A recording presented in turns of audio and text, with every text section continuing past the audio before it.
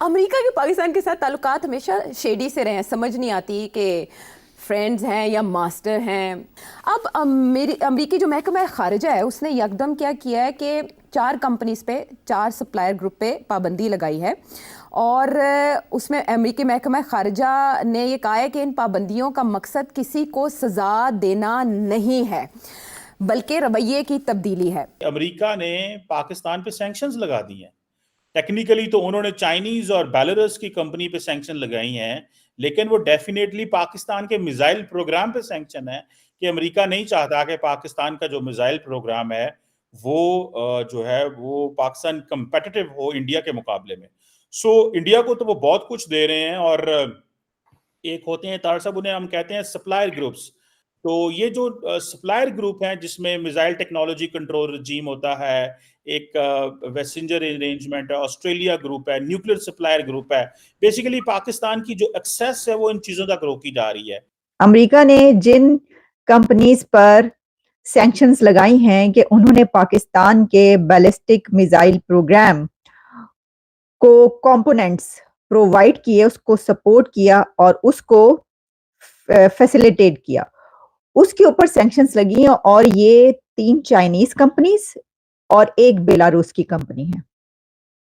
और ये व्यूअर्स एक ऐसे वक्त में ये खबर आ रही है कि अमेरिका ने उन चाइनीज कंपनीज और बेलारूस कंपनी पर सैंक्शंस लगा दी हैं कि जिसने पाकिस्तान के बैलिस्टिक मिसाइल प्रोग्राम को जो है मिसाइल प्रोग्राम जो है उसको सप्लाई किए कंपोनेंट्स। उस वक्त ये खबर सामने आई कि जब पाकिस्तान के फाइनेंस मिनिस्टर इस वक्त अमेरिका में है, आईएमएफ टीम के साथ डायलॉग कर रहे हैं और आईएमएफ का ये पैकेज और प्लान लेने की कोशिश ही नहीं की जा रही, बल्कि जो अगला प्लान है उसके लिए भी दरखास्त दे दी गई है।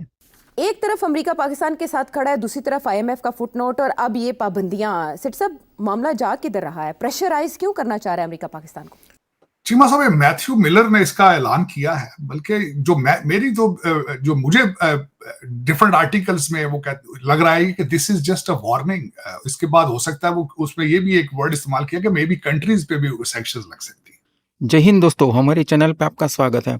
अमेरिका ने पाकिस्तान को दिया है एक बहुत बड़ा झटका। जिन कंपनियों के सहारे पाकिस्तान का मिसाइल प्रोग्राम चलता था, उसी कंपनियों पर अमेरिका ने लगाई है रोक। उस कंपनियों में 3 चीनी और 1 बेलारूस की कंपनी शामिल है। अमेरिकी विदेश विभाग के प्रवक्ता मैथ्यू मिलर ने कहा कि ये कंपनियां उन गतिविधियों में शामिल है जो कि सामूहिक विनाश के हथियारों या उनके सप्लाई के साधनों को बढ़ावा देने में मदद करती है, जिसमें निर्माण, विकास, परिवहन वगैरह की कोशिश करना शामिल है, जिसका इस्तेमाल पाकिस्तान करता है। अमेरिका के इस फैसले पर पाकिस्तानियों का क्या रिएक्शन है, चलिए देखते हैं। दोस्तों, हमारी चैनल को सब्सक्राइब करना ना भूलें। धन्यवाद। ये कहा है कि इन पाबंदियों का मकसद किसी को सजा देना नहीं है बल्कि रवैये की तब्दीली है।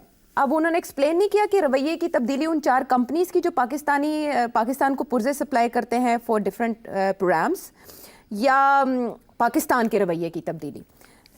एक तरफ अमेरिका पाकिस्तान के साथ खड़ा है, दूसरी तरफ आईएमएफ का फुटनोट और अब ये पाबंदियां। सिट साहब, मामला जा किधर रहा है? प्रेशराइज क्यों करना चाह रहा है अमेरिका पाकिस्तान को?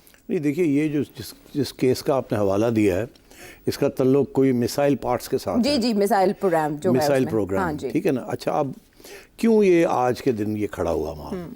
अच्छा, इसकी कहानी इसके पीछे ये है कि 11 जनवरी को गालबन 2 अमेरिकन नेवी सील्स एक ऑपरेशन में मारे गए या मर गए। अच्छा, ड्राउंड एट सी। ओके। एक जहाज़ था, ट्रॉलर, जिसको उन्होंने अमेरिकन्स ने रोकने की कोशिश की। अच्छा। और उसको बोर्ड किया। उसके अंदर 12 या 11 क्रू मेंबर्स थे। ये सोमालिया के कोस्ट के साथ ये चल रहा था, from and going all the way to Yemen. अच्छा। इसका जो डेस्टिनेशन था वो यमन था। अच्छा। और ये इसके अंदर हथियार थे या हथियारों के पार्ट्स थे। अमेरिकनों का ये भी कहना है कि शक था कि इसके अंदर कोई वॉर हेड भी है। ओके। और उनका ये ख्याल था कि ईरान से मिसाइल और मिसाइल पार्ट्स जो हैं ये एक्सपोर्ट हो रहे हैं टू यमन फॉर द हूथीज़। ये शक के बिना पर अमेरिकन कोस्ट गार्ड ने या उनके जो नेवी सील्स थे, उन्होंने इसको ट्रॉलर को रोका, बोर्ड किया। उस ऑपरेशन के अंदर 2 इनके नेवी सील्स भी मारे गए। दे वर स्वेप्ट ओवरबोर्ड। वो बहुत हाई वेव्स थी, गिर गए, मर गए। ओके। उनके भी अभी गार्ड ऑफ ऑनर वगैरह अमेरिका में हुआ है। अच्छा। जब इस ट्रॉलर को रोका तो उसमें 4 पाकिस्तानी थे और बाकी कोई दीगर नेशनैलिटीज़ के सेलर्स थे। अच्छा, पाकिस्तानी चारों को वो पकड़ के ले गए अमेरिका, बाकियों को भी ले गए होंगे। वहाँ किसी अपने वो जहाज़ पे चढ़ा दिया अगर वहाँ से ले गए। और जो तफ्तीश की तो वो जो हथियार निकले उसमें से कुछ मिसाइल्स के पार्ट्स थे। अमरीकनों का ये कहना है कि ये मिसाइल पार्ट्स जो हैं ये दे वर मैन्युफैक्चर्ड इन चाइना। अच्छा। 3 चाइनीज कंपनीज वर इन्वॉल्व और 1 बेलारूस कंपनी थी। लेकिन ये टाइम बड़ा सेंसिटिव, मैं इसकी टाइम की सेंसिटिविटी से बड़ा हैरान। आपके फाइनेंस मिनिस्टर का वॉशिंगटन डीसी में आना, उसके बाद ईरान के सदर का दौरा होना और उसके बाद ये सैंक्शंस लग दी, ये टाइमिंग बड़ी सेंसिटिव थी। और सऊदीज का आना पाकिस्तान में और सारा कुछ टाइमिंग और आपके हालात इस वक्त। अब इससे जो सवालात पैदा होते हैं, पहले मैं वो सवाल पुट अप करने की कोशिश करता हूं, फिर इसका एनालिसिस करते हैं कि क्या ये भारत का प्रेशर था। ये एक पहला क्वेश्चन ये है कि क्या भारत ने इसको इनिशिएट किया है। दूसरा सवाल है कि क्या भारत के साथ अमेरिका अपने रिलेशनशिप बेहतर करने के लिए ये कर रहा है।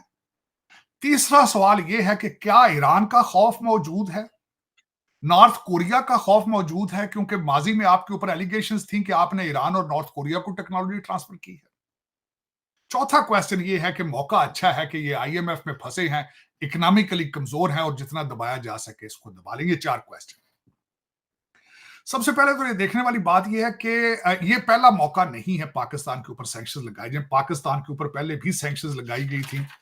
चाइना की 3 कंपनियां थी, बल्कि 13 कंपनियां थी जिसने 2 दफा ये लग चुकी हैं सैंक्शंस पहले पाकिस्तान के ऊपर, ये पहला नहीं है। इसमें जो मैथ्यू मिलर साहब ने कहा, और यहाँ पे ये भी जरूर बताना चाहूंगा कि अमेरिका ने आपके ऊपर सैंक्शंस लगाई हैं कि आप अभी मिसाइल बिल्ड भी ना करें, लेकिन खुद इजराइल को भी रिसेंटली $3 बिलियन का असला दिया है गाजा के लिए उन्होंने। तो ये अगर देखा जाए तो ये आर्मामेंट की पिलफरेज नहीं है, ये बेसिकली ये जियोपॉलिटिक्स का हिस्सा है। ये जियोपॉलिटिकल इसके पीछे मोटिव्स नजर आ रहे हैं, जिसमें साथ एक फैक्ट शीट भी दी गई है इस चीज के साथ। जब उन्होंने इस चीज का ऐलान किया है, चीन की कंपनी शियान लोंगेडे टेक्नोलॉजी डेवलपमेंट कंपनी है, एक कंपनी का नाम ये है, दूसरी का नाम फिलमेंट कंपनी है और तीसरी इसी तरह की कंपनी है। और जो रूस की कंपनी है मिन्सलेक व्हील ट्रैक्टर प्लांट है जिसके ऊपर उन्होंने सैंक्शन लगाए, जो गाड़ियों के चिप्स देते हैं। ज़हरा बलोच साहिबा ने जो हमारी फॉरेन ऑफिस की है, उन्होंने कहा है कि अमेरिकन जो है वो शवाहिद को, एविडेंस को देखे बगैर ही ये सैंक्शंस लगा देते हैं, और उन्होंने इसको डिनाउंस किया है। लेकिन America is very serious about it, उस वजह से कि उन्होंने कहा है कि हम ना सिर्फ इन ऑर्गेनाइजेशंस के एसेट्स फ्रीज करेंगे, बल्कि इनके अमेरिका आने पे पाबंदी लगा दी जाएगी। इस वक्त एक बिलखसूस हमारे कई मीडिया ने इस चीज को नहीं उठाया। पाकिस्तान के अमेरिका के अंदर एक पाकिस्तानी अंडर अरेस्ट है फेडरल कोर्ट में, उसका नाम मोहम्मद पहलवान है, उसका नाम भी फनी है। He is under arrest in the US right now. उसके ऊपर एलिगेशंस हैं पहले ही कि इसी सामान को इस तरह की खरीदो फरोख्त करके पाकिस्तान उसको ले जाने के लिए, और उसको 20 साल की सजा का सामना है। फिर इसी तरह उसी को कोस्ट गार्ड है, उनके साथ झूठ बोलने की एक एलिगेशन है, झूठ बोला है उसने कोई, उस पर भी 5 साल सजा की उसके चांसेस हैं। फिर उसके बाद इस पे ये भी एलिगेशंस उन्होंने लगाई हैं मैथ्यू मिलर साहब ने, और इस रिपोर्ट जब मैंने पढ़ी है कि जो रिसेंटली अटैक हुआ है रेड सी के अंदर अमेरिकन शिप के ऊपर, उसमें किसी किस्म के मिसाइल के ये पार्ट्स जो हैं वो इस्तेमाल हुए हुतियों की तरफ से। तो वो ये चाहते हैं कि उनका ये भी एलिगेशन है कि हम चाहते हैं कि ये इस तरह के मिसाइल बिल्ड होकर अमेरिकन एसेट्स के ऊपर इस्तेमाल ना की जाए।